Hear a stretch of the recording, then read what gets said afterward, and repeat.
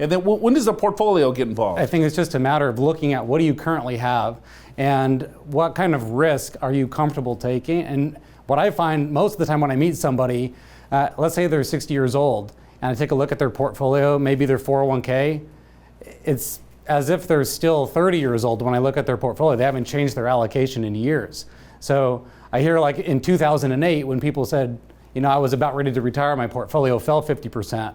That tells me you probably didn't readdress your portfolio in who knows how long. Maybe since you opened the 401k when you started at the company 30 years ago. So as you're doing financial planning and figuring out what you need, you really need to identify what level of risk am I comfortable with? What do I need my portfolio to do? What rate of return do I even need? Because let's say we do all the math and it says you just need a 5% rate of return to do all the things in life you ever wanted to do.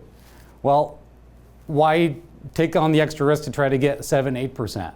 Now, from a human perspective, we understand why we want more, but is it worth taking on the extra risk to get that? And I think we need to, before you start clicking buttons and moving money around and making big decisions, kind of figuring out what do you need your money to do, and then we can figure out how to start investing it. And then, of course, that just blows the doors open on a whole, probably another episode of this show. You bring up a really good point, though, Jake, is that let's say if someone has $2 million hypothetically, and they're thrifty, they don't spend a lot of money, and that $2 million goes to $3 million. It's probably not going to change their life, right? But if that $2 million goes to 500 grand, I mean, that is devastating to a lot of people. So it's why take on the extra risk. It's nice to have a little bit more, but is it really going to change your life to have a little bit more versus if you have a lot less, how much more is that going to change your life? So I think that's a really, really good point. When do people start shifting, though? So when you said, hey, I look at a portfolio, it's like, hey, when's the last time you changed this? You're 60, you look like a 25-year-old here, right, on paper, or your portfolio does. When should they start looking at transitioning their portfolio? The typical, Money Magazine type article would say, take your age, subtract it from 100, that's how much you should have in stock. But that's not reality. In fact, one of my oldest clients, he's 96 years old. He's one of my most aggressive clients. Why?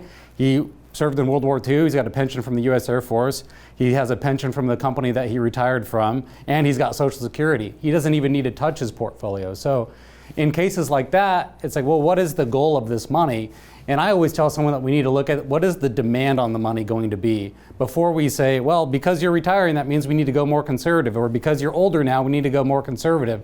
That's just not always the case. We need to look at how much money do we need from this portfolio? Because let's say you're somebody with $1 million portfolio but taking out 10 grand a month, you're probably going to have to be a lot more conservative than somebody that maybe has a $500,000 portfolio and only takes out 2 grand a month, right? So it just really depends on what's the demand. Great stuff, Jake. When we're looking at financial planning, you want to be very specific to your overall goals. Start with your goals, figure out what you have from an inventory standpoint, and then start mapping things out. Don't forget about taxes, and then looking at constructing the overall portfolio.